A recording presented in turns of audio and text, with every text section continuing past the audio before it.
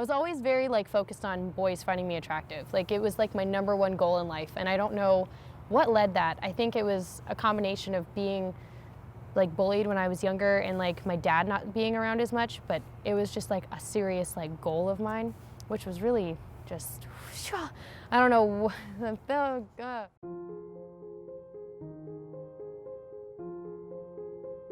What's made me who I am as a person is Paris, France. And if I talk about being in Paris, I have to talk about why it kind of made me like who I was. So up until about 10th grade, I was that kid that ate like anything they wanted to eat. I was the skinny little Indian girl who got quarter-pounder cheeseburgers, double quarter-pounder cheeseburgers at McDonald's with French fries and sodas, and I used to eat the crap out of everything. And then like up until 10th grade in high school, I was constantly doing soccer, like sports, whatever, so I was like fit for the skinny girl. But then like sophomore year happened, I didn't make, I think it was either like varsity or like the soccer team in my school, and you know, out of a fit of rage, I quit the team and I stopped like working out. And that's when I started to realize that my body was changing, because you know, exercise wasn't there, but I was still eating the way I was eating.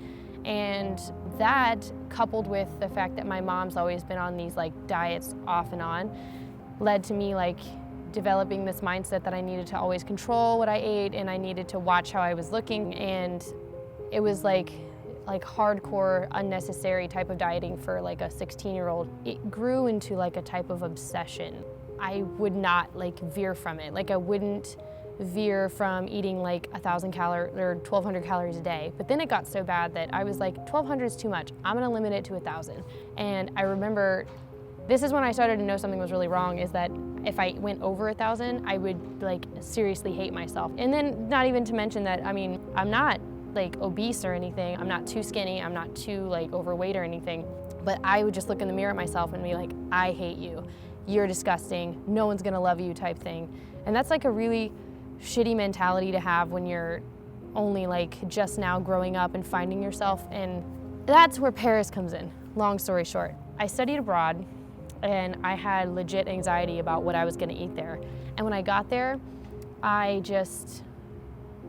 don't know, I started to not really give a shit. I went out with like the people in my program and I started eating normal meals, and I noticed that I was fine, and like mentally and like physically, and I was like, oh, maybe I can be okay. And it's really weird to say, but France like cured me. I guess the best way to put it is that Paris became a home away from home, but it became more than that. Paris became a place for me to just be myself and find who I really was without any like external forces.